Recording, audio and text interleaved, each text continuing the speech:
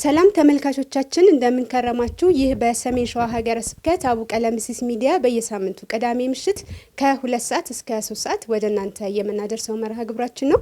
በዛሬ መርሃ ግብራችን የኢትዮጵያውያን ብሎም የአፍሪካውያን የነጻነት ቀን የአድዋ ድል በዓል ይታሰባል። ይህንንም በዓል ምክንያት በማድረግ እዚህ ስቱዲዮ እንግዳ ጋብዘን ጥያቄዎችን እያነሳን ቆይታ የምናደርግ ይሆናል። የዛሬ እንግዳችን ለአርከ ወንጌል በኃይሉ በቀለ በቅድስት ስላሴ ዩኒቨርሲቲ እንዲሁም በደብረ ብርሃን ቅዱስ ባስልዮስ መንፈሳዊ ኮሌጅ መምህር ናቸው።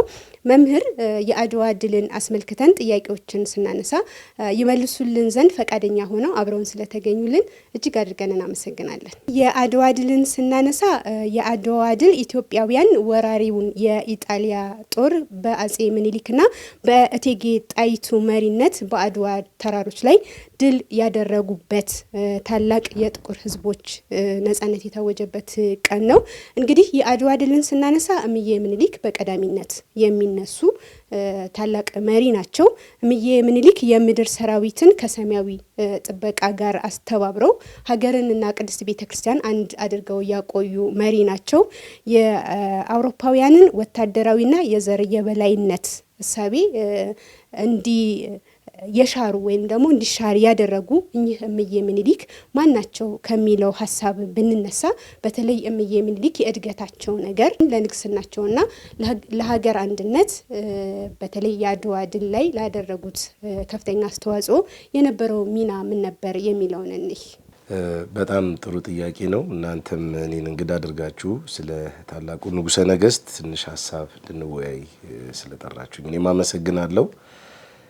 እንግዲህ ስለ እምዬ ምኒልክ ለማንሳት መቼስ ብዙ ነገር መናገር እንችላለን፣ ጊዜ ላይ በቃ ይችላል። ግን አጠር አድርገን የምናነሳቸው ነገሮች ይኖራሉ።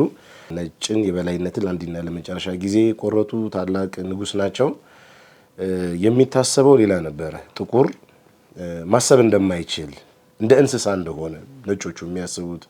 እንደውም አፍሪካንም እንደውም ሲጠሯት ዳርክ ኮንቲኔንት ጨለማው ክፍለ አህጉር እስከ ማለት ይደርሱ ነበርና በበርሊን ላይ ተሰብስበው ነጮቹ የወሰኑት ምንድነው አፍሪካን ልክ እንደ ቅርጫ ስጋ ነው የተከፋፈሏት። ስለዚህ ኢትዮጵያንም በዛ መልኩ ለጣሊያን ደርሳለችና ያንን ደግሞ ለመቆጣጠር ለመያዝ ነጮች ተመሙ።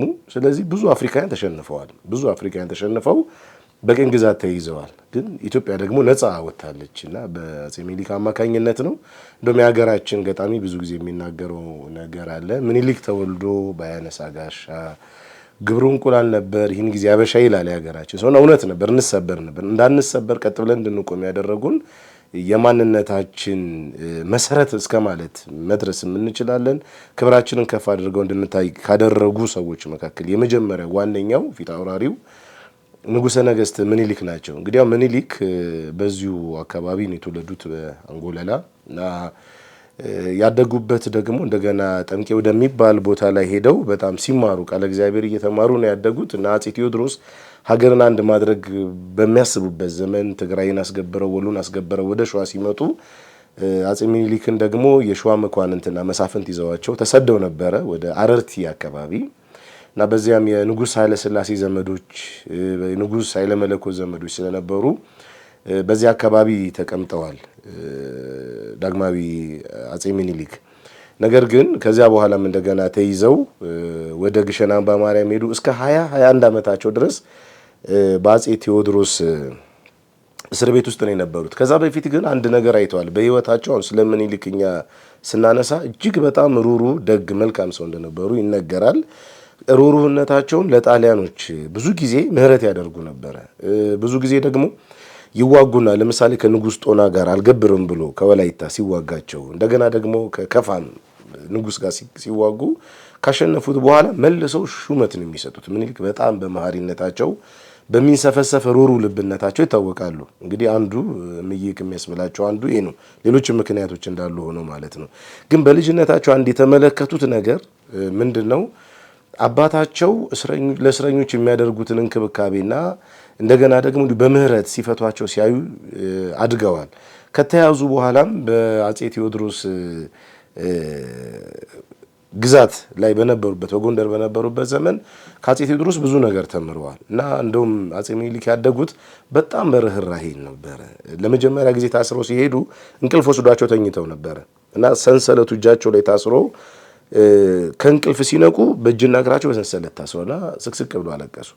ጠዋት ተነስተው ማለዳ አጼ ቴዎድሮስ ወደ ቤተ እግዚአብሔር ሲሄዱ ያ ምኒልክ እንዴት ነው ሰላም ነው ብለው ሲጠይቁ አው ደህና ነው፣ ግን ታስሮ ከእንቅልፉ በነቃ ጊዜ ሰንሰለቱን ሲያይ ስቅስቅ ብሎ አለቀሰ ብለው ይነግሯቸዋል።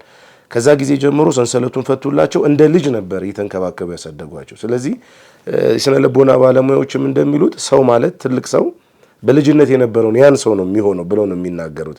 በልጅነቱ አጥፊ ነበር፣ አድጎም አይለቀውም አያመሉ። ምኒልክ በርህራሄ ስላደጉ፣ በመልካምነት ስላደጉ፣ በቤተ መንግስት ቃለ እግዚአብሔርን እየተማሩ ስላደጉ እጅግ በጣም ጥሩ ሆነው አንደኛ እንደ አጼ ቴዎድሮስ ስለ ሀገር አንድነት እያሰቡ፣ ሁለተኛ አጼ ቴዎድሮስ ደግሞ ስለ ተዋህዶ ሃይማኖታቸውም እንደገና ጥረት ያደርጉ የነበሩ አባት ከመሆናቸው የተነሳ ስለ ተዋህዶ ሃይማኖታቸውም ብዙ ዋጋ የከፈሉ አብያተ ክርስቲያናትን ያነጹ፣ በኋለኛው ጊዜም ደግሞ አጼ ምኒልክ ለብዙ ሰዎች ርህራሄ የኢትዮጵያን ግዛት እያሰፉ በመልካምነት ያስተዳደሩ የነበሩ ንጉስ ነበሩ። እምዬ ምኒልክ ካደረጉት ሀገራዊ አስተዋጽኦ ባሻገር በግል ስብዕናቸውም በሕግ እየኖሩ በስነ ምግባራቸው የታወቁ ንጉስ ናቸውና እስኪ ደግሞ በተለይ ከእቴጌ ጣይቱ ጋራ ስለነበራቸው ጋብቻቸውን ስለፈጸሙበት ስርዓት በተለይም ደግሞ ሀገረ መንግስትን ከመገንባት አንጻር በጋራ ስላደረጓቸው ነገሮች ይንገሩን። ታሪኩ ወደ ኋላ መለስ ይላል። እንግዲህ ኢትዮጵያ መሳፍንት መኳንንት እንደልባቸው 2-3 የሚያገቡበት ጊዜ ወቅቶች እንደነበሩ ታሪክ ይዘክራል። በተለይ አጼ ቴዎድሮስ ናቸው አንድ ሚስት በማግባት ሁሉም አንድ ሚስት ማግባት አለበት በማለት በመናገር ሰው ስልጣኑ ተጠቅሞ ፖሊጋሚ የሚባለው 3-4 የኢትዮጵያ ባህልም አይደለም፣ ኦርቶዶክሳውያን ነን እኛ ኢትዮጵያውያን፣ የመጻሕፍቶቻችንም ደግሞ ስርዓትም አይደለም የሚለውን እንዳመጡ ይነገራል። እና ከዛ በኋላ ምንድነው አጼ ምኒልክ ግን ታሪክ የምንመለከተው በጣም በሚያሳዝን መልኩ ያው የቀድሞ ሚስታቸው ባፈና መሸሽ ይፈልጉ ነበረ። በተለይ ከንጉሥ ሳህለስላሴ የልጅ ልጅ ጋራ ለመራቤቱ መሸሻ አንድ የሚነግሩት ነገር ንግስናው ላንተ ይገባሃል በሚል መሸፈት ይፈልጉ ነበርና ሁኔታውም አላማረም፣ ጥለው ወጡ። እግዚአብሔር ደግሞ ሲፈቅድ እቴጌ ጣይቱ ወደ ጎጃም አካባቢ የነበሩት የተደበቁት ማለት ነው። የተወለዱት በደብረ ታቦር አካባቢ ነው፣ ጎንደር ነው የተወለዱት እና ነገር ግን እንዲመጡ ተደረገ። ታሪኩ ረጅም ነው። ያው አንድ ታላቅ አባት ናደው የሚባሉ እሳቸው በቅሎቻቸውን አስጭነው ይዘዋቸው እንደመጡ በደብዳቤ በክብር ነው የተጠሩትና ጋብቻቸውን የፈጸሙበት ሁኔታ ነው በጣም የሚገርመው። ከዛ በኋላ ደግሞ በሀገረ መንግስት ግንባታ ላይ የሴቶች ሚና ከፍተኛ መሆኑን የምናየው በእቴጌ ጣይቱ ሕይወት ውስጥ ነው። በእውነት በጣም ታላቅነት ናቸው። ከጋብቻቸው ብንጀምር በቅዱስ ቁርባን የተጋቡት፣ ቤተክርስቲያን ስርዓት ነው የተጋቡት። ያም የተከናወነው በአንኮበር መድኃኔዓለም ነው የተከናወነው። ያን ጊዜ በነበሩት ጳጳስ በአባ ማቴዎስ ነው የተደረገው። አባ ማቴዎስ ለየት ባለ መልኩ ግዕዝም አማርኛ የሚችሉ የነበሩ እንደውም ቅዳሴው ላይ ቀድሱ የነበሩ ከግብጽ ጳጳሳት ጋር ለየት ባለ መልኩ እንዲህ አይነት አባት ነበሩ። ትልቅ ሰው ናቸው። እስከ ጦርነቱ ላይም አብሮ የተዘመቱ የነበሩ ናቸው። የቀቧቸውም ንጉስ አድርገው የቀቧቸውም እሳቸው ናቸው። በደብረ ብርሃን ስላሴ ላይ ነው ንጉስ የሆኑት። ንጉሰ ነገስትነታቸውን ደግሞ የተቀበሉት ደግሞ እቴጌ ጣይቱ ባሰሩት ቤተክርስቲያን በመንበረ ፀሐይ ርዕሰ አድባራት ወገዳማት እንጦጦ ማርያም ላይ ነው ያንን ዘውዳቸውን ያደረጉት። ክብረ በዓሉ ሰፊ ነው። ግን ወደ እሳቸው ስብዕና ስንመጣ ጀግና እናት ነበሩ፣ ጀግና ሴት ነበሩ። ምኒልክ በባህሪያቸው ትንሽ ዲፕሎማሲ ያበዛሉ፣ ነገ ይላሉ፣ እሺ የሚሉ ሰው ናቸው። ሰው እንኳን ተናግረው ይቀየምብኛል ብለው በማግስቱ የሚያስቡ የሚጨነቁ ሰው ናቸው። ያ ሰው ምን ብሎ ይሆን ብለው የሚጠይቁ ሩሩን ስፍስፍ አይነት ልብ ነበር። በንግስተ ነገስታት ደግሞ ስንመለከት ደግሞ ቆራጥ እናት ነበሩ። በእውነት ጣይቱ ብርሃን ዘኢትዮጵያ ብለው በሁለተኛው ቀን ነው በእርግጥ የተቀቡትም እሳቸው። መጀመሪያ እሳቸው ከተቀቡ በኋላ በጣም ቆራጥ ናቸው። በተለይም በአድዋ ጦርነት ላይ የምናነሳቸው በጣም የሚገርሙ ሰው ነበሩ። ሚናቸው ቀላል አይደለም። ስትራቴጂያቸውም ቀላል አይደለም። ሩሩ ናቸው፣ ደግም ናቸው፣ መልካም ሰው ናቸው፣ ደግሞም ኃይለኛም ሰው ናቸው። የሚገርምሽ አንቀጽ 17 ነው ትልቁ ጠብ በአማርኛ የተጻፈውና በላቲን የተጻፈው በሮማይስጥ የተጻፈው አንድ አለመሆኑ ነው ጸብ የፈጠረው። ያን ጊዜ ኮንስታንቲኖል የሚባለው ጨካኝ ሰው ነው፣ ሚሽነሪ ነው። ጨካኝ ሰው ማለት እንችላለን እኛ። ለባርነት አሳልፎ ሊሰጥ የነበረ የመጣ ሰው ነው። አማርኛን አጥንቷል እና ስለ አንቀጽ 17 ሊያታልል ይሞክራል። ይል የነበረው እንደውም አሁን 5 ዓመት ነው የቀረን። አሁን እኮ 2 ዓመት እኮ አልፏል። 3 ዓመቱ እንደምን የምንለፈው ባኩትን ንጉሠ ነገሥት እያለ ይናገር ነበር። እቴጌ ጣይቱ ግን ምንድነው ያሉት? ለአንድ ደቂቃ ለአንድ ቀን እንኳን ኢትዮጵያ ነፃነቷን አታ ማደር የለባትም። እንደውም የተናገሩት ቃል ይገርማል። እኔ ሴት ነኝ፣ ጦርነትን አልፈልግም፣ ግን ከመጣህ እገጥምሃለሁ በእግዚአብሔር ስም ነው ያሉት። ልክ እንደ ዳዊት በጎልያድ ፊት ሲቆም ምንድነው ያለው? አንተ በአማልክቶች ስም ትመጣለህ፣ እኔ በእግዚአብሔር ስም እመጣብሃለሁ እንዳለው። ከፈለክ ለምን አታደርገውም? ጦርነቱን ነገ ጀምራለሁ ነው ያሉት። ሴት ነኝ፣ ጦርነት አልወድም፣ ግን ከመጣ አለቅህም ነው ያሉት።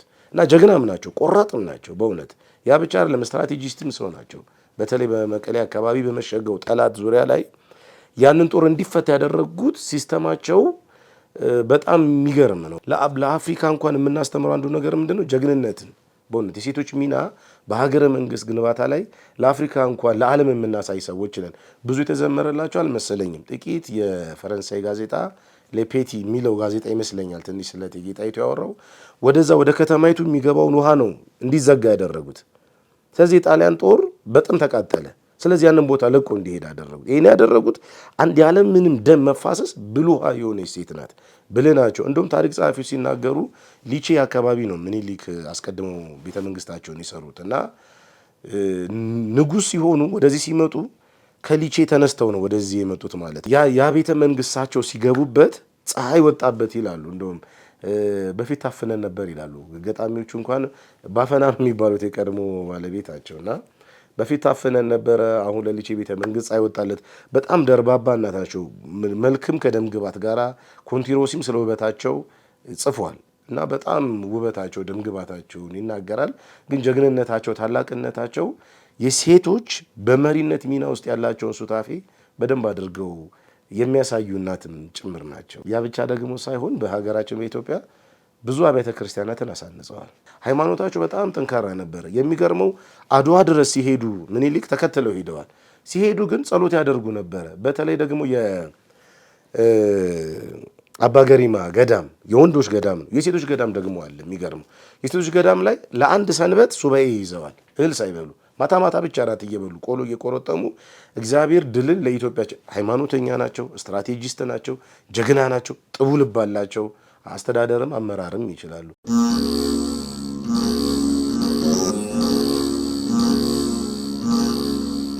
ከአድዋ ጦርነት አስቀድሞ የኢጣሊያ ሰላዮች በተለያዩ መንገድ በተለይም ደግሞ በሃይማኖት ሽፋን ወደ ሀገር ውስጥ በመግባት የስለላ ስራን ይሰሩ ነበረ። በዛም ወቅት የኢትዮጵያ ምሁራን ወይም የቅድስት ቤተክርስቲያን ሊቃውንትና ምሁራን እነዛን ሰላዮች በተለያየ መንገድ መረጃ የሀገር ምስጢርና መረጃ እንዳያወጡ ይከላከሉ ነበርና ይህ ነገር እንዴት ይገለጻል? በተለይም ደግሞ በዛ ወቅት የነበሩ አባቶች ሊቃውንትና ምሁራን የነበራቸው ንቃተ ህሊና እንዴት ይገለጣል? በጣም ጥሩ ጥያቄ ነው። እንግዲህ ነጮች ቀደሞ በሚመጡበት መንገድ አልመጡም። አፍሪካን እንደ ቅርጫ ለመቀራመት ሲያስቡ በሌላ መንገድ ነው የመጡት እና ሲመጡ ምንድነው ያደረጉት? መጀመሪያ ሚሽነሪዎችን ነው የሚልኩት። እነዛ ሚሽነሪዎች በዛች ሀገር ውስጥ ይገቡና ወንጌል እንሰብካለን ነው የሚሉት። በተለይ በአጼ ቴዎድሮስ ጊዜ መጡ ሚሽነሪዎች። አጼ ቴዎድሮስ ምንድነው ያደረጓቸው? ሰበሰቧቸውና ምን ልታደርጉ ነው የመጣችሁት? በሀገራችን ቄስ ሞልቷል፣ ደብተራ ሞልቷል፣ አገልጋይ መነኩሴ ሞልቷል። ስለዚህ እኛ የምንፈልገው ቴክኖሎጂያችን ነው ብለው መቅደላ ላይ መድፍ አሰርተዋቸዋል፣ ሰብስበው ማለት ነው። አጼ ዮሐንስም እንዲህ ብሏቸዋል። ለምን መጣችሁ አሏቸው ነጮቹን። ለምን መጣችሁ ሲሏቸው አይ እኛ የመጣ ነው ወንጌል ልናስተምር። እንዴ ስንት ካህን ወንጌል አስተማሪ እያለኝ አሏቸው። አይ ኢትዮጵያ ውስጥ ያሉትን አይሁዶችና እስላሞችን ወንጌል እናስተምራለን አሉ። አይሁድ ከሆነ ኢየሩሳሌምን ትታችሁ እኮ ነው አልፋችሁ የመጣችሁት። እስልምናም ካላችሁ ሳውዲ አረቢያን የመንን አልፋችሁ ነው የመጣችሁት እና አላማችሁ ሌላ ነው ይሏቸው ነበር። እና አንዱም ግማሾቹን አባረዋቸዋል በሚገርም ሁኔታ። እና ግን ዞሮ ዞሮ ነጮቹ አልጠፉም። በኢትዮጵያ ብቻ አይደለም በመላው አፍሪካ ተሰራጭተዋል። አስቀድመው ሚሽነሪዎችን ይልካሉ። ሚሽነሪዎቹ ወንጌል እያስተማሩ ስለላ ነው የሚሰሩት። ሀገረ መንግስቱ ምን ይመስላል፣ ምን አይነት ጦር አለው፣ ስነ ልቦናቸው ምንድን ነው። ከዛ በኋላ ግን የሚሰሩት ምንድን ነው? ብሔርና ብሔርን ማባላት ነው። አሁን ኢትዮጵያውን ዛሬ የምታይበት ይሄ የመከፋፈሉ ስሜት እኛ የወለድ ነው አይደለም። ጥቁር በጣም ይዋህ ነው በእውነት እግዚአብሔር የሚያውቀው። የትም አፍሪካ ሀገር ብትሄጂ እነሱ ክፉዎች ናቸው፣ እኛን በዘር አባሉን። ወንጌል ይዞ ነው የሚመጡት አይደለም። ጆሞ ኬንያታ የተናገሩት ንግግር አለ። ጆሞ ኬንያታ ነጮቹ መጽሐፍ ቅዱስ ሰጡን አሉ። መጽሐፍ ቅዱስ ከሰጡን በኋላ መጽሐፍ ቅዱሱን ይዘን አይናችንን ጨፍነን ስንጸለይን አሉ አይናችንን ስንገልጥ በእጃችን ያለው መጽሐፍ ቅዱስ ነው፣ መሬታችንን ግን ወስደውታል ብለው ነው የተናገሩት። ይሄ በዚህ ብቻ አይደለም። ዴዝሞንድ ቱቱ የሚባሉ ደቡብ አፍሪካ ላይ ያሉ ትልቅ ቄስ አሉ እና ዴዝሞንድ ቱቱ የተናገሩት የተመሳሳይ ቃል ነው ከጆሞ ኬንያታ ጋር። ምዕራብ አውሮፓውያን መጽሐፍ ቅዱስ ሰጡን፣ እኛ መጽሐፍ ቅዱሳቸውን ስንገልጥ እነሱ ከርሰ ምድራችንን ቆፍረው ማዕድናችንን ወሰዱ። አሁን አፍሪካንን ተመልከች። በመላው አፍሪካ ያለው ብጥብጥ፣ አሁን ሰላም የለም። አፍሪካ የመላው አውሮፓ ኑሮ የምትሸፍነው ግን አፍሪካ ናት። አሁን ይሄ ትልቁ ስማርትፎን እያንዳንዳችን እንኳን ያለን ከነ ኮንጎ ምናምን የሚወጣ ነው። እያንዳንዱ ማዕድን አልማዝ አለ፣ ወርቅ አለ፣ ኤቭሪቲንግ እግዚአብሔር ባርኮ የሰጠን ምድር እንደውም አፍሪካ ናት በእውነት። እና አፍሪካን ሁሉንም አታለሉ። በተለይ ዚምባብዌን መንግስት አለማወቁን አውቀው እንግሊዞች አስፈርመውት ዚምባብዌን እንግሊዞች የገዙበት ምክንያት በዚህ ነው። ደቡብ አፍሪካንም እንደዚህ ለብዙ ነው የተቀራመቷት ለረጅም ዘመናት። እና አፍሪካን እንደ እንስሳ ነው የሚቆጥሩት። ምኒልክ ነፃ ያወጣን ከዚህ ነው። የኢትዮጵያ ቤተ ክርስቲያንም ነፃ ያወጣችን ከዚህ ነው። እና ሚሽነሪዎችን ነው መጀመሪያ የሚልኩት። እና ኢትዮጵያ ውስጥ ማሲያስ የሚባል ሚሽነሪ ነበረ። ብዙዎች ናቸው። እነ ጁሴፔ ነበሩ። ስንቱን መጥቀስ ይቻላል። እንደውም ቢሚገርምሽ ከ36 ዓመት በላይ ነው ማሲያስ የኖረው። ያጠናል። ኢትዮጵያውያንን ቋንቋ ይችላል፣ ግዕዝ ይችላል፣ አማርኛ ይችላል። ስለዚህ ያምታታናል ማለት ነው። እና የመጀመሪያ ስራቸው ሀገርን ማሰስ ነው፣ መመርመር ነው። ሁለተኛ ደግሞ የሚልኩት የቆንጸላ ጽሕፈት ቤት ነው። መሳሪያ እንረዳችኋለን፣ እንዲህ እናደርጋችኋለን፣ መለያየት። አሁን የራስ መንገሻን ምንድን ነው ያደረጉት? የንጉሠ ነገሥት የአፄ ዮሐንስን ልጅ ለጣሊያን እኮ አድሮ ነበር እኮ። ለጣሊያን መሳሪያ እንሰጥሃለን፣ አንተ ንጉሥ መሆን ያለብህ፣ የአባትን ስልጣን መያዝ ያለብህ እያሉ ወደዚያም ወስድ። እሱ ኋላ ላይ ተመልሶ ምኒልክ እግር ስር ላይ ወደቀ። ምኒልክ ቅድም እንዳነሳ ነው ባህሪያቸው ሩሩ ናቸው። ይቅርታ አደረጉለት እንጂ። እና የመጀመሪያ ሶስተኛ የሚልኩት ደግሞ ወታደር ነው። ስለዚህ የመጀመሪያውን ላኩ፣ አልቻሉም። ሚሽነሪዎቹን ሲልኩ እኛ አስቀድመን ወንጌል ያነበብነን እነዚህ ቀኝ ገዢዎች መጽሐፍ ቅዱስ ሳይገልጡ መጽሐፍ ቅዱስ የገለጥን ሰዎች ነን። ሮም ላይ ክርስትና ሳይሰበክ በበዓለ ሃምሳ መንፈስ ቅዱስ ከወረደባቸው መካከል ኢትዮጵያውያኖች ነበሩ። ቅዱስ ዮሐንስ አፈወርቅ መስክሯል። ወንጌል በዓለም ላይ ወደነ ህንድም ሳይሄድ ወደነ ተርሴስም ወደ ሌሎቹም ሳይሰበክ ቅዱስ ጳውሎስ ሐዋርያዊ ጉዞ ሳያደርግ ኢትዮጵያ ውስጥ ክርስትና ገብቷል አይደል? በጃንደረባ አማካኝነት። ስለዚህ እኛ ፈርስት ክርስቲያን ካንትሪ ኢን አፍሪካ ኢትዮጵያ ናት። ኢቭን ከሮምም እንቀድማለን በእውነት። ነጮቹ የሚያደርጉት ምንድን ነው? ቀኝ ግዛት ለመግዛት ሰላዮችን ነው የሚልኩት። ሃይማኖታችንን ይሰልላሉ። ግን ኢትዮጵያኖች ንቁ ነበሩ። አስቀድመን እናውቅባቸው ነበረ። አፄ ዘርዓ ያዕቆብ ከሱ በፊትም የነበሩት እነ አባ ጊዮርጊስ ዘጋስጫ ኮንቴምፖራሪ ናቸው፣ መምህሩ ናቸው። ለአፄ ዘርዓ ያዕቆብ መምህሩ መጽሐፈ ሚስጥርን እኮ ጽፈዋል። መጽሐፈ ሚስጥርን ሲጽፉ ስለነ ኒዮን ክህደት፣ ስለነ ንስጥሮስ ክህደት፣ ስለነ መቅዶኒዎስ የውጭውንም ክህደት እናውቃለን። ይሄም ብቻ አይደለም፣ ሀገራችን ውስጥ የተነሱ ብሔራውያን መናፍቃንንም እናውቃለን። እነ ቢቱ ተነስተዋል፣ እነ ፎቲኖስ ተነስተዋል፣ እነ ዘሚካኤላውያን ተነስተዋል። እነዛም በሙሉ እነ አፄ ዘርዓ ያዕቆብም እነ ንጉሠ ማነው እና አባ ጊዮርጊስ ዘጋስጫም ይመክቷቸው ነበር። ስለዚህ ሲመጡ እነ መምህር አካል ወልድ እኮ ቀላል ሰዎች የሚቀመሱ አልነበሩም። እነ መምህር አካል ወልድ የተዋህዶን እምነት እኮ ነው ያጸኑ የነበሩት። ስለዚህ ኢትዮጵያውያን ሊቃውንት ያውቁባቸው ነበርና ከሃይማኖት አንጻር አልተመቻቸውም። የኢትዮጵያ ሊቃውንት ሚና በዚያ ወቅት ምንድን ነው? በሰላዮቹና በሚሽነሪዎቹ ሃይማኖትን በመናገርና የሀገራችን ሚስጥር በመጠበቅ ትልቅ ሚና ነበራቸው ለማለት ነው።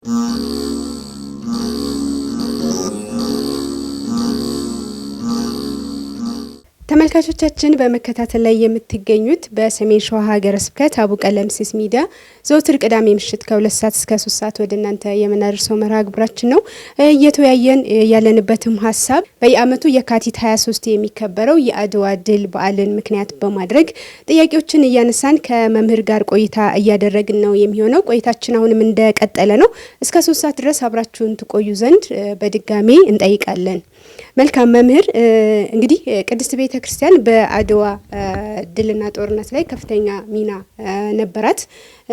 በርካታ ነገሮችም ስታከናውን ነበር። ታቦትን ከማዝመት በጸሎት ከመባረክ ሰራዊትን ከማበርታት ሕዝብን ከማነሳሳት አንጻር ሀገር እንዳይደፈር ሃይማኖትም እንዳይጠፋ ከፍተኛ አስተዋጽኦ ያደረገች ቅድስት ቤተ ክርስቲያን ናትና እንደው በዚህ ድል ቅድስት ቤተ ክርስቲያን የኢትዮጵያ ኦርቶዶክስ ተዋሕዶ ቤተ ክርስቲያን ባለድርሻ ናት ወይንስ ደግሞ ተሳታፊ ናት? ጥሩ ጥያቄ ነው። ብዙ ሰዎች የኢትዮጵያ ቤተ ክርስቲያን ተሳታፊ እንደሆነች ነው የሚናገሩት። እውነታው ግን ባለድርሻ እሷ የአንበሳውን ድርሻ የምትወስደው እሷ ናት። የሚያሳዝነው ስለ አድዋ ሲነገር የኢትዮጵያ ቤተ ክርስቲያን ታሪክም አብሮ መነሳት ታሪክ ነው ማለት አንዳንድ ጊዜ ልንፍቀው የማንችለው በሰማይ ላይ የሚጻፉ ታሪኮች አሉ። ሰዎች በኮንስፓይሬሲም በክፋትም በምንም እንዳይነሳ ሊያደርጉ ይችላሉ። የኢትዮጵያ ቤተክርስቲያን ውለታ ግን ቀላል አይደለም። እንዴት መሰለሽ? የመጀመሪያው ከስነ ልቦና ነገስታቱ የተቀረጹበት አትገዛ፣ ለነጭ ለባዕድ አትገዛ የሚለውን ኮንሰፕት ያሳደረችው የኢትዮጵያ ቤተክርስቲያን ናት። አሁን የመጡት እኮ ነጮቹ ፊደል ሊያጠፉ ነው። አፍሪካ ውስጥ አንድም ፊደል ያለው ሀገር የለም። ይህን ፊደል ያስቀመጠችው ኢትዮጵያ ቤተክርስቲያን ናት። ኢትዮጵያ ቤተክርስቲያን ታቦት ያዘመተችው ስለ ፊደሏም ስትል ነው። ኢቭን ስለ ዜማዋ ስትል ነው። አሁን ነጮቹ ስለ ዜማ ሲያወሩ ስለ ሞዛርት ስለ ሄንደል ነው የሚያወሩት። እኛ ስለ ዜማ ስናወራ ስለ ቅዱስ ያሬድ ነው አይደል የምናወራው? ቅዱስ ያሬድ ኢትዮጵያዊ ነው። ቢሊቭ ኦር ኖት። እንግዲህ ምንድነው እነሱ የሚሉት? ቅዱስ ያሬድ ኢትዮጵያዊ አይደለም፣ ጥቁር ዜማ ሊሰማ አይችልም ነው የሚሉን እኮ። እና እኛ ስለ ዜማችንም ነው እየተዋጋን ያለነው፣ ስለ መጽሐፍ ቅዱሳችን ነው እየተዋጋን፣ ስለ ሃይማኖታችን ነው እየተዋጋን ያለነው። እነዚህ ቀኝ ገዢዎች ስለ ሪዝን ስለ ሎጂክ ነው የሚያወሩት። እኛ ከእግዚአብሔር ጋር ስላለን ግንኙነት ነው የምናወራው። ስለ ክርስትናን የምንኖርበት እንደሆነ ነው የምንናገረው እና የማንነትም የክብርም የሰውነትም ሚስጥርም ስለሆነ ነው። እና የኢትዮጵያ ቤተክርስቲያን እውነት ተሳታፊ ነች ነው የሚለውን ሳይሆን አሳትፋለች ይሻላል። አሳትፋለች። ምክንያቱም ንጉሱን የምትቀባው ኢትዮጵያ ቤተክርስቲያን ናት። ምኒልክን የቀባችው ኢትዮጵያ ቤተክርስቲያን ናት። እና ስትቀባ ምንድን ነው የምትለው? በተለይ አፄ ምኒልክ በሚቀቡበት ሰዓት የታወጀ አዋጅ አለ። ብፁዕ አቡነ ማቴዎስ የተናገሩት ምንድን ነው ያሉት? ለንጉሰ ነገስቱ የማይገዛ ይላሉ፣ ያወግዛሉ። ኢትዮጵያ ሕዝብ ለንጉሰ ነገስቱ ይገዛል ማለት ነው በእውነት። እና የኢትዮጵያ ቤተክርስቲያን ልክ ጦርነቱ ሲነሳ መጽሐፍ ቅዱስ ላይ እንዳለው አሁን እስራኤልን ሁሌ ስናነሳ ዳዊትን ስናነሳ ከታቦተ ጽዮን ጋር እናነሳለን። እና የሚዘምቱት ታቦተ ጽዮን ይዘው ነው ከፍልስጤማውያን ጋር የሚዋጉት። ኢትዮጵያውያንም ጠላት ሲመጣ ታቦታትን ያዘመት ነው። ካህናትም አብረው ዘምተዋል፣ ጳጳሳት ዘምተዋል እኮ። የሚገርመው አሁን ያለንበት እንደውም የካቲት 23 ቀን ልክ በዛ ዘመን እንደነበረው ነው። የአብይ ጾም ወቅት ነበረ እና እንደውም አፄ ምኒልክ ጦርነቱን አዩትና ቀረብ ብለው ለጳጳሱ ምንድን ያሉት? ብፁዕ አባታችን አሁን ጦርነቱ ሊፋፋም ሊጋጋም ነው እና የሀገሬ ሰው ማታ እየበላ በቀን አንዴ ነው የሚበላው። ማታ በልቶ እንደገና ቀኑን ሙሉ ውሎ ማታ ነው የሚበላው። ሊራብብኝ ነው። ግድ የለም ከፋሲካ በኋላ ከጦርነቱ በኋላ እንዲጾሙ እናደርጋለን እና እባክዎት ይፍቷቸው አሏቸው። በፍጹም የሀገራችንም ሕዝብ በፍጹም እንጾማለን። እየጾመ ነው የተዋጋው። ስጋም እየበላ አይደለም እኮ የሚገርምሽ ማለት ነው። የጾም ምግብ እየበላ ነው የተዋጋው። ያ መቼስ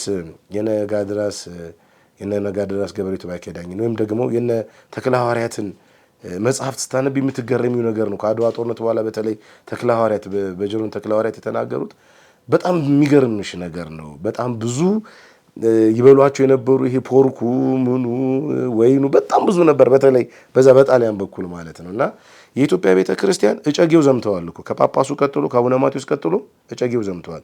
በአንዳንድ መጽሐፍት ላይ ተክለ ጊዮርጊስ ይላል፣ በአንዳንድ መጽሐፍት ላይ ለጊዮርጊስ ዞሮ ዞሮ እጨጌውም ነበሩ። ያ ብቻ አይደለም፣ የእንጦጦ ማርያም አስተዳዳሪ፣ እንደገና ደግሞ የአራዳ ጊዮርጊስ የምንለው አስተዳዳሪ ከነ ካህናቱ፣ እሱማ ታቦትም ጭምር ማለት ነው።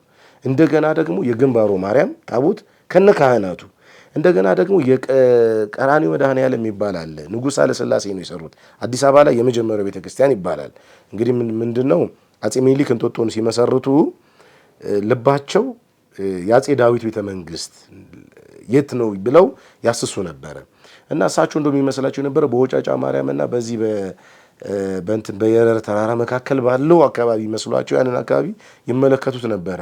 ኋላ ላይ ግን ወደ ሱሉልታ ላይ ጦራቸው ሲያርፍ አሳሾች ሲያስሱ የአፄ ዳዊትን ቤተ መንግስት ሲያገኙ እንጦጦ ላይ መሰረቱትም ያንን ለመመስረት ነው። እና እንጦጦ ማርያም ካህናት ነው የሄዱት።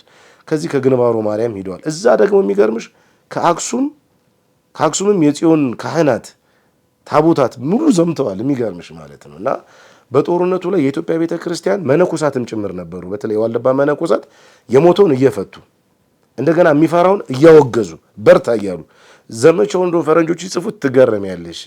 ከፊት ለፊት ልክ እስራኤላውያን ታቦቱን የሚቀድመው ወታደሩ እንኳን አልፎት አይሄድም። ከዛ በኋላ እንደገና ደግሞ አፄ ምኒልክ ይከተላሉ። ወታደሮች ደግሞ እንደገና ከሳቸው በኋላ ላይ ነው የሚከተሉት። መሳፍንቱ መኳንንቱ፣ ተራ ወታደር ከኋላ ነው። መጨረሻ ላይ ደግሞ ሴቶች ናቸው። ማለት ተንቀሳቃሽ እንትንም ነበር። ይሄ ምንድነው ኪችን ሴቶቹ መጅ ተሸክመው ወፍጮ ተሸክመው በዚህ በመስመር ነው የሚሄዱት። በዚህ በኩል ደግሞ ያሉት ደግሞ ውሃ ተሸክመው ለወታደሩ ስንቅ እየሰጡ ማለት ነው። እና ያ ብቻ አይምሰልሽ። እንደገና እዚህ ወረኢሉ ላይ ጠብቀኝ ብለው አፄ ምኒልክ መቼም እግዚአብሔር ሰላም ሰጥቶ በቸርነቱ ግዛት ሰጥቶኝ እንዲህ የመራው እግዚአብሔር ከወሰነልን የባህር ድንበር አልፎ ጠላት መጥቷል። እንደው የከብቱን ማለቅ የህዝቤን መራባይቼ ዝም ብለው እንደ ፍልፈል መሬት እየቆፈረ ነው። አሁን የኢትዮጵያ ሕዝብ በሙሉ ተነቃንቀው ውጣ ብለው በማርያም ስም ነው ደግሞ ሲና ማርያምን አልለቅህም ለዚህ አማላጅ የለኝም ነው ያሉት። አሁን ሲሪየስ ነው ማለት ነው ጦርነቱ አይደለም። የሚገርምሽ ጦርነቱ ከመደረጉ አስቀድሞ በገና ጾም ተደርጓል። አስቀድሞ የሚደረጉ ጦርነቶች አሉ፣ ቀላል ጦርነቶች። ዋናው ጦርነት ነው አድዋ ላይ የተደረገው እና በዛ ዕለት ሰባተ ፍቁር እያደረሱ ነበር የሚሉት ስላሴ ቤተ ክርስቲያን ነው። አድዋ ስላሴ ይላሉ አንዳንዶቹ፣ አድዋ ገብርኤል፣ አድዋ ጊዮርጊስ። ዞሮ ብቻ በቤተ ክርስቲያኑ ሰባተ ፍቁር እያደረሱ ነው። ጦር ሲሰማ ግን ወደ ጦር ሜዳ ሄዱ። እግዚአብሔር ይረዳ ነበር። የካቲት 23 ቀን ነው እንደውም እሳቸው በጸአት ተስለዋል እኮ ማለት አጼ ምኒልክ ደብረ ጽጌ መናገሻ ገነተ ጽጌ ቅዱስ ጊዮርጊስ ቤተ ክርስቲያን ሄዱና ተንበርክከው ወደ ጦር ከጥቅምት 2 ቀን ነው የተነሱት። ከመሄዳቸው በፊት ድልን ከሰጠኸኝ ይህን የሳር ክዳን አንስቼ አሳምሬ እሰራልሃለሁ። እንደውም የሚገርምሽ እኮ ፈረንጆችን የሰሩት ከአርመን። የኢትዮጵያ ቤተ ክርስቲያን ሚናዋ ቀላል አይደለም፣ በርታ እያለች። ምክንያቱም ይሄ መጽሐፍ ምን ይላል? እግዚአብሔር ይቀጠቅጥ ጸባው እግዚአብሔር ስሙ ይላል። እግዚአብሔር ተዋጊ ነው ይላል። እግዚአብሔር ውጊያን ይጸየፋል፣ ግድያን ይጸየፋል። ነገር ግን በሃይማኖት በክብር ሲመጣ አፄ ዮሐንስ እንዳሉት ሀገር ማለት እናት ናት፣ ሚስት ናት፣ ልጅ ናት አይደለም። እና በዚህ ጊዜ መነሳት አለብን እና አፄ ምኒልክም ያሉት ምንድነው? ስመለስ በእውነት ማርያምን እንደሚመለሱ የሚያውቃሉ ማለት ነው። ስመለስ እቀጣሃለሁ ይሉት ነበርና ኢትዮጵያ ቤተ ክርስቲያን ተሳታፊ ሳትሆን ሚናዋ የአንበሳውን ድርሻ ትወስዳለች። በአንዳንድ ቦታዎች ላይ ምናልባት አልተዘከረ ይሆናል። የኢትዮጵያ ቤተ ክርስቲያን ድርሻዋ ወደፊት ይስተካከላል ብለን እናስባለን።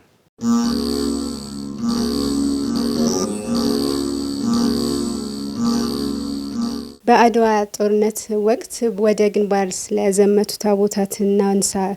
እንግዲህ የዘመተው የቅዱስ ጊዮርጊስ ታቦት አንዱ ነውና በተለይ ቅዱስ ጊዮርጊስ በኢትዮጵያውያን ዘንድ ከፍተኛ የሆነ ቁርኝት ያለው ከፍተኛ እምነት ያለው እሱም ደግሞ ተአምሩን ያሳየበት ተራዳኢነቱን የገለጠበት ጦርነት ነውና እስኪ ስለሱ ንገሩን። በተለይ ደግሞ በቅድም እርሶም እንዳነሱት በመጽሐፍ ቅዱስ ታሪክ እስራኤላውያን ታቦተ ጽዮንን ይዘው ድል ያደርጉ ነበርና ምናልባትም የምኒልክ ታቦታትን ይዘው ወደ ጦር ግንባር መሄዳቸው ከዛ ታሪክ ጋር መነሻ አለው ማለት ይቻላል ወይ? እውነት ነው። መጽሐፍ ቅዱሳዊ ኢትዮጵያ ያው መጽሐፍ ቅዱሳዊት ሀገር ናት ሲጀምር ኢትዮጵያና የምትመራውም በቅዱስ መጽሐፍ ነው። ጥንታዊ ከሆኑ መጽሐፍቶች መካከልም የመጽሐፍ ቅዱስ ቅጂ ኮፒው ኢትዮጵያ ውስጥ ተገኝቶ አሁን ዓለም እያጠናው ነው። የኢትዮጵያን ሚስጥር ናት የምንለውም ከዚህ የተነሳ ነው። ኢትዮጵያ ሰዋስውም ናት፣ ቅኔ ናት። ሰዎች በአንድ ጊዜ እንደዚህ ሊተነትኗት ሊገልጧት የሚችሏት ሀገር አይደለችም። ግንኙነቷ ከእግዚአብሔር ጋራ ነው። ኢትዮጵያ ከታቦተ ጽዮን ጋራ ነው ግንኙነቷ እና ኢትዮጵያን የነካም እንደውም ሰላም የለውም በእውነት እግዚአብሔር የሚያውቀውና ጣሊያንም ተሸንፉ ተዋርዶ ነው ነጭ በሙሉ ነው የተዋረደው። ይሄ ክብሩ የሁላችን ነው በእውነት እና ቅዱስ ጊዮርጊስ አሁን ከመዝመታቸው በፊት እኮ ምኒልክ የሚነገራቸው ነገር ነበረ። አረ ዘመናዊ መሳሪያ ነው ያላቸው መሳፍንቱ መኳንንቱ ሳይቀሩ እንደዚህ አትበሉኝ እኔ ገጥመዋለሁ በእግዚአብሔር ስም ነው የምገጥመው። ልክ መጽሐፍ ቅዱስ ላይ እኮ እንዳየው ነው እኮ ያ ጎልያድ ትልቅ ሰይፍ ይዞ ሲወጣ ዳዊት ግን ያንን የለበሰውን ቁሩን ምኑን አወለቀና በወንጭፍና በድንጋይ ነው አይደለም። እግዚአብሔር እኮ ነው የሚዋጋልሽ፣ እግዚአብሔር ነው የሚያሸንፈው። ሰራዊት ስለበዛ ስላነሰም አይደለም። በእርግጥ ኢትዮጵያ ሰራዊት እጅግ በጣም ብዙ ነበር የነበረው፣ ግን እግዚአብሔር ድል ከኛ ጋር ነበረ። እንደውም ጦርነቱን እኮ ስታዩ አንድ ቀን እንኳን ረጅም ጊዜ ወሰደ አይደለም። እስራኤል በ3 ቀኑ ጦርነት ምናምን ይባላል አይደለም። ይሄ እኮ የግማሽ ቀን ጦርነት እኮ ነው። ያን ትልቋን ሀገር የጣልነው በመሳሪያ በታጠቁ ሰዎች እና እግዚአብሔር ከኛ ጋር መሆኑን እናይበታለን። ለምን እግዚአብሔር ባይረዳ ኖሮ ትልቅ ይሄ መሳሪያ የታጠቀ ወታደራዊ ስልት የሚያውቅ እዚህ እኮ ያለው ምንድነው? ከብዙ ቦታ ተጠርቶ እኮ ነው የመጣው። ከብዙ ቦታ ተሰባስቦ ነው ኢትዮጵያውያን የመጡት። ከሐረር የመጣ አለ፣ ከአርሲ የመጣ አለ፣ ከባሌ የመጣ አለ። አባጅፋር መጥተዋል። እዛ ወረኢሉ ላይ ሀገር ጠብቁ እዚህ ጋር ተብሎ ቆሙ እንጂ አባጅፋር መጥተዋል። ንጉስ ካውጦና መጥተዋል ወታደሮቻቸውን ይዘው። ወላይታ መጥተዋል፣ ሲዳማ መጥተዋል። ያልመጣ የለም። በመላው የኢትዮጵያ ሕዝብ ከወለጋ መጥተዋል፣ ከጎጃም፣ ከጎንደር፣ ከበጌ ምድር ደግሞ ያለው በዛ በአክሱም መቀሌ ጋር ላገኘ ብለውት አጼ ምኒልክና ሁሉም ተሞ ነው የመጣውና ታቦተ ማርያምም ነበረች። በእውነት ግንባሮ ማርያም በዚህ በሰሜን ሸዋ ሀገረ ስብከት ስር የምትገኝ ታቦታችን እሷም ዘምታለች። ታሪኳ እንደው ብዙ እየተነገረም አይደለም። በእርግጥ በእናንተ ቴሌቪዥን በአቡ ቀለምሲስ ብዙ ጊዜ ስለሷ እንትን እንላለን። ሰው ብዙ ጊዜ ግን ስለ አድዋ ሲባል ትዝ የሚለው የአድዋው ጊዮርጊስ ብቻ ነው። ያ ብቻ አይደለም። የአድዋው ጊዮርጊስ ብቻ ሳይሆን በዘመቻው ላይ ግንባሩ ማርያም የኢትዮጵያ ኦርቶዶክስ ተዋሕዶ ቤተክርስቲያን ታቦትን የምታዘምትበት መጽሐፍ ቅዱሳዊ ነው። መጽሐፍ ዳዊት ታቦትን ይዞ ይዘምታል፣ ድል ያደርጉ ነበረ። ብታሚም ባታሚ የኢትዮጵያ የአድዋ ድል የተገኘው የኢትዮጵያ ቤተክርስቲያን ታቦትን በማዝመቷ እግዚአብሔር ከኛ ጋር ስለነበረ ነው።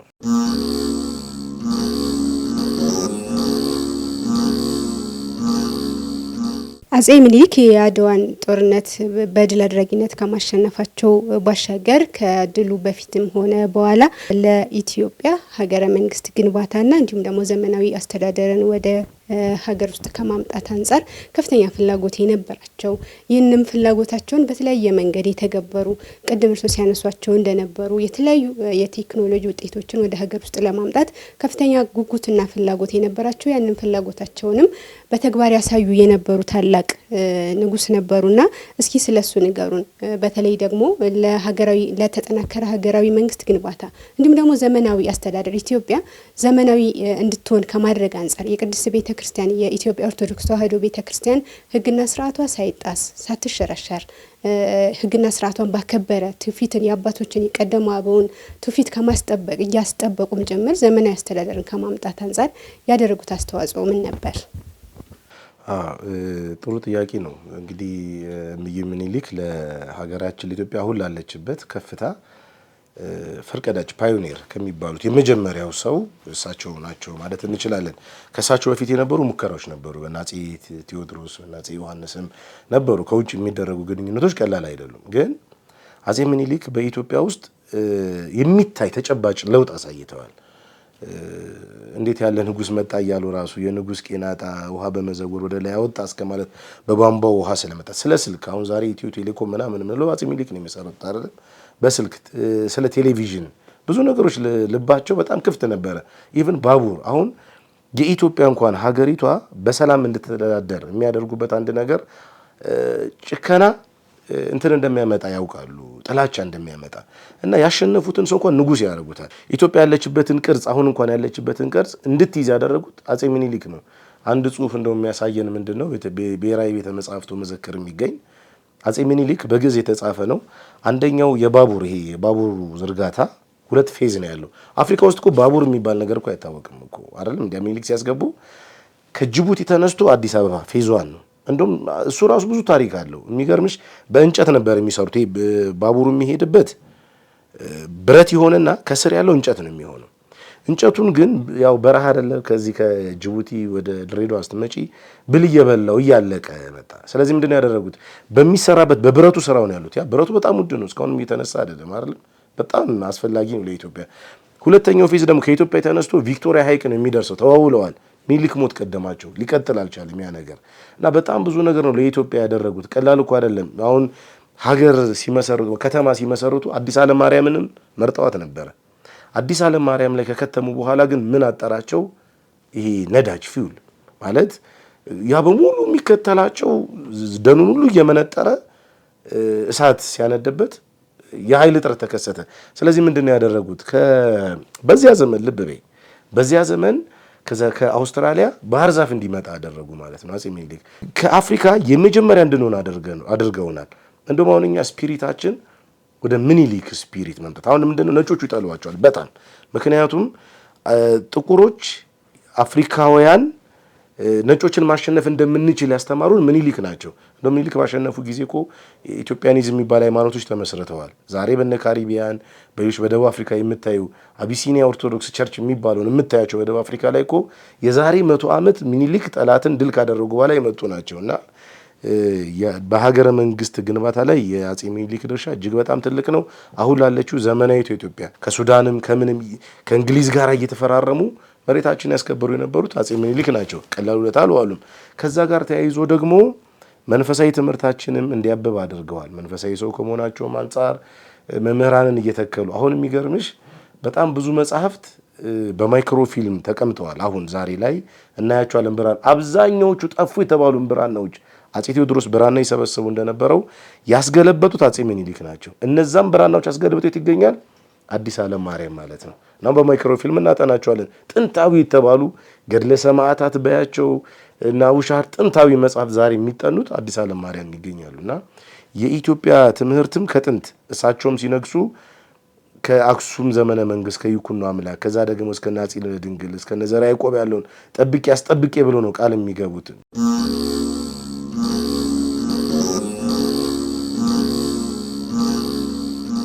የአድዋ ድል እምዬ ምኒልክ ቢመሩትም መላው ኢትዮጵያውያን ከጫፍ እስከ ጫፍ የተመው ጠላትን ድል ያደረጉበት ታላቅ ድል ነው።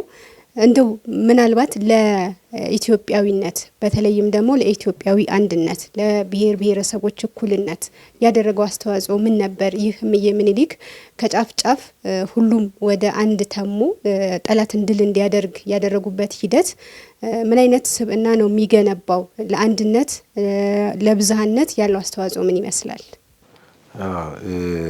አፄ ምኒልክ እንግዲህ ያው ኢትዮጵያን አንድ ማድረጋቸው ለኢትዮጵያ ብቻ አይደለም አንድነት እሳቸው በእውነት ለአፍሪካም አንድነት ተምሳሌትም ናቸው፣ አርያም ናቸው፣ የምናያቸው ምልክታችን ናቸው። እንደ ንጋት አጥቢያ ኮከብ ሁሉ ጊዜ ጠዋት ጠዋት የሚወረወሩ ያልባችን የሚያስደስተው የሚኒሊክ ታሪክ ስንሰማ የምናየው ታሪክ ላይ ተመሳሳይ ነው የሚሆነው። ያለ ምኒልክ አድዋን ማሰብ ያለ ምኒልክም ደግሞ የኢትዮጵያን አንድነት ማሰብም ይከብዳል። ነጮቹ ግን አይፈልጉትም። ነጮች በዛ በ1878 በርሊን ላይ ሲሰበሰቡ የተነጋገሩት ምንድነው? ትልቁ እንትናቸው ስሎጋናቸው ይሄ መመሪያቸው ዲቫይድ ኤንድ ሩል ነው፣ ከፋፍለ ግዛ ነው። ስለዚህ ኢትዮጵያ ውስጥም እንዲህ ሊከፋፈሉን ይፈልጋሉ ማለት ነው። እና አፍሪካ ውስጥም እንደዚህ ነው የከፋፈሉን። በታይ በሚገርምሽ ሁኔታ ደቡብ ሱዳን ስትሄጂ ኖዌሮችን እንደዚህ አኛዋኮች ማነው ደግሞ ዲንካዎችን ደግሞ ፊታቸውን እየተለተሉ ምልክት እያደረጉ ጥርሳቸውን እየሰበሩ እኛ ሰውነታችን ኢቭን ስማችንን ተመልክቼ የአፍሪካ መሪዎችን ያቸው አሁን ሰሞኑን የአፍሪካ ህብረት ስብሰባ ኢትዮጵያ ውስጥ ተደርጓል። የአፍሪካ መሪዎችን ስማቸውን የብዙዎችን ተመልከቹ የፈረንጅ ስም አለበት። እኛ 7 ዘራችን ቢቆጠር አንድም የፈረንጅ ስም እንዳይገባበት ያደረጉት አፄ ምኒልክ ናቸው። ይሄ አንዱ እንድንቆም አድርጎናል። ምኒልክ ማለት በአንድነት ማለት ነው። እና በጦርነቱ ወቅትም የገሌ ገሌ የሚባል ድርሻ የለም። ስልጣንም የሚሰጡት እሳቸው ለሁሉም ነው። ተመልከቺ ዘረኛ ቢሆኑ ኖሮ ዛሬ እንደሚታሰበው ስም አጥፊዎች ቢሆኑ ኖሮ እሳቸው ከተወለዱበት ከዚህ ከአንኮበር አካባቢ ውጪ ባለስልጣን አይኖርም ነበረ። ሉክ ግን እግዚአብሔር ያሳይሽ የጦር ሚኒስትሮቻቸው እንደነ ጎበና ዳጬ እንደነ ሀብተ ጊዮርጊስ ዲነግዴ እንደገና ደግሞ የክልል መንግስት መሪዎቻቸውን ተመልከቺ። እንደነ ንጉስ ካውጦን አይነቱን ተመልከቺ።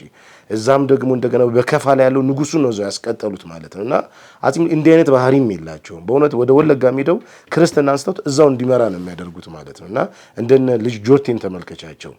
እነዚህ በሙሉ ኢትዮጵያ ውስጥ የምታያቸው የብሔር ብሔረሰብን እንደውም አንድነት በዚያ ዘመን እንድንማር ያደረጉን እንድናውቅ ያደረጉን አፄ ምኒልክ ናቸው። በእርግጥ ነጮቹና የቀኝ ገዢ ሃይማኖት የሚከተሉ ሰዎች የሚጠሉበት ምክንያት ምንድነው? ኢትዮጵያ እጆቿን ወደ እግዚአብሔር ነው እንጂ የምትዘረገው ወደ ነጭ ስንዴ እንዳትዘረጋ አድርገዋል። የሚገርምሽ ጦርነቱ ከመካሄዱ በፊት ረሃብ ነበር ኢትዮጵያ ውስጥ ከባድ ረሃብ። አፄ ምኒልክ የሚሰማቸው ምንድነው? በእኔ ዘመን የኢትዮጵያ ሕዝብ እንዴት ይራባል ብለው ምንድን ነበር የሚያደርጉ? ያሳርሱ ነበር አፄ ምኒልክ። አሁን ዛሬ ኦልድ ኤርፖርት ይባላል ወደዛ ጦር ኃይሎች አካባቢ ያርሳሉ። ይህንን ሲያዩ ምንድን ያደረጉት መሳፍንቱ መኳንንቱ ንጉሳችን እያረሱማ ንረስ ይሉ ነበር። እንደውም አፄ ምኒልክ እንዲህ ሲጎለጉሉ ምን ታሪክ ጸሐፊዎች እንደሚሉት የእሳቸው ታሪክ ጸሐፊ ትእዛዝ ገብረ ስላሴ የሚባሉ እግራቸውን ይመቱታል ምኒልክ በመዶሻ በዶማ እና ይደማል እግራቸው እና ያው ይተባበራሉ ደሙ እንዳይፈስ ግዴላችሁ እግዚአብሔርን ከወደደኝ እግዚአብሔርን ካፈቀረኝ የኢትዮጵያን ሕዝብ ረሃብ ካጠፋ ከሰማይ ዝናብ አውጥቶ እንደሚጠበው ይሉ ነበርና በሚገርም ሁኔታ በአመቱ ግን ያ ረሃብ ቀረ። እግዚአብሔር ይመስገንና ምኒልክ ስራ ማስተምሯል ዝቅ ብለው አርሰው ማለት ነውና አንደኛ ስራ ማስተማር ብቻ አይደለም አንድነታችንንም ተናግረዋልና ሁሉም ደሃ ወደደበት ሀገር ሄዶ ይቀመጥ ማንንም እንዳይነካው ምን ማለት ነው? ማንንም የትም ቦታ ሄዶ እኮ ነው የሚኖረው በሳቸው ዘመን ማለት ነውና ይሄን ቋንቋ ነው የምትናገረው ይሄ ነው የሚባል ነገር የለም። የአድዋ ድልንም ስትመለከቺ ከሁሉም አባጀፋር መጥተዋል ከጅማ እኮ አይደለም እንዴ ወታደሮቻቸውን ይዘው እሳቸው ደግሞ ከፋ ያን ጊዜ ምንድነው ምን ጃንጀሮ የሚባለውንም ከክልል ይዘው ያን ብዙ ሰዎች ይዘው ከተርጫ ከምናው ዛሬ ተርጫ ከምንለው አካባቢ ብዙ ወታደር ይዘው መጥተዋል። እነ ጎበና ዳጬ ደግሞ ወደነ ጊዶሌ ሄደው በዛ ታላላቅ ሀገሮችን አስገብረው እነዛ ሁሉ ከአርሲም ወታደሮች መጥተዋል ከባሌም መጥተዋል።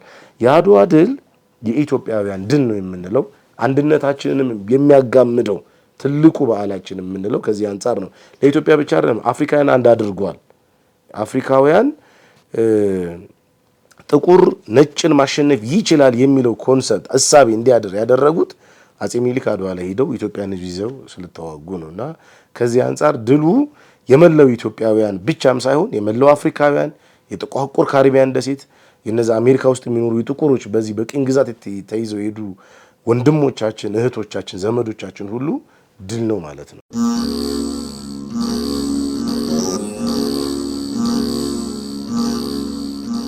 እሺ መምህርን አመሰግናለን። ጥያቄዎቻችንን እየጨረስን ነው።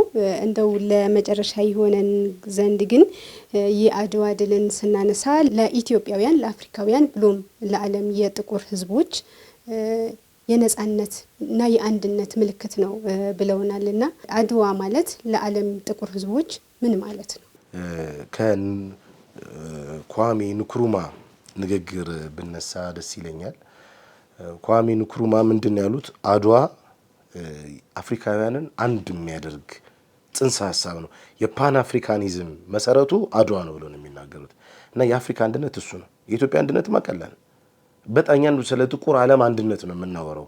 የሚገርምሽ በአጋጣሚ እኔ እንዲሁ ለአገልግሎት ወደ አንድ ቦታ ጥቁሮች ሀገር ሂጄ ነበር እና ጥቁሮቹ የዛሬ 100 ዓመት ገደማ አጼ ሚኒሊክ አድዋ ላይ ነጭን ሲያሸንፉ አቢሲኒያ ኦርቶዶክስ ቸርች ብለው ነው የከፈቱት።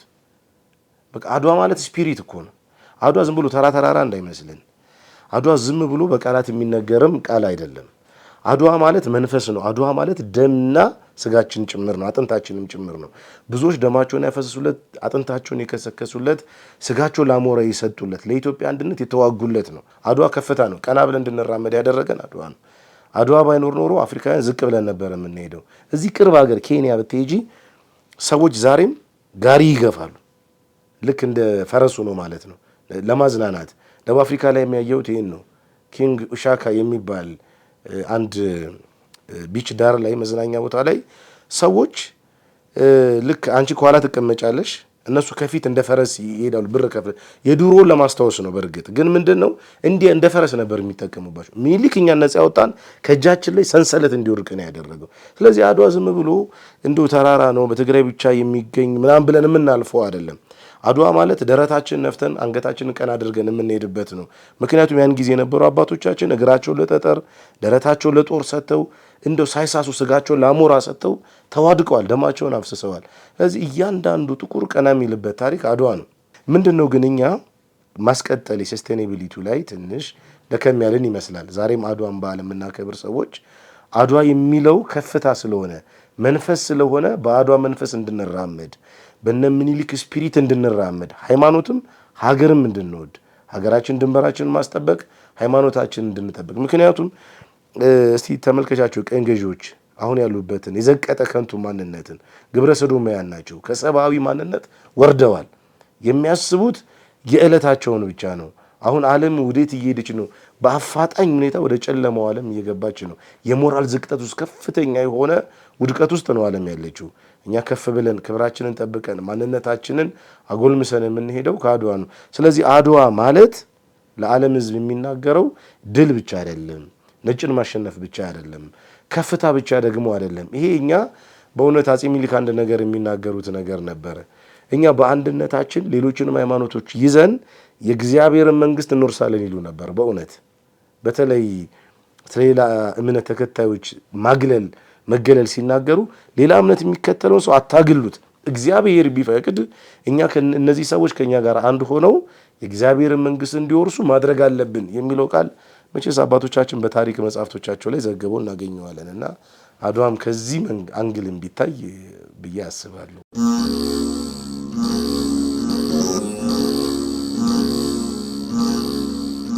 መምህር ስለነበረን ቆይታ እጅግ አድርገን እናመሰግናለን። በተለይ ደግሞ የአድዋ ድልን አስመልክተን ጥያቄዎችን ስናነሳ ሰፊ የሆነ ማብራሪያ ስለሰጡን እንዲሁም ደግሞ አቡ ቀለምሲስ ሚዲያችን በፈለጉት ጊዜ ሁሉ በፈቃደኝነት በተነሳሽነት መጥተው ስለሚያገለግሉን እጅግ አድርገን እናመሰግናለን። የአገልግሎት ዘመኑትን ያርዝምልን።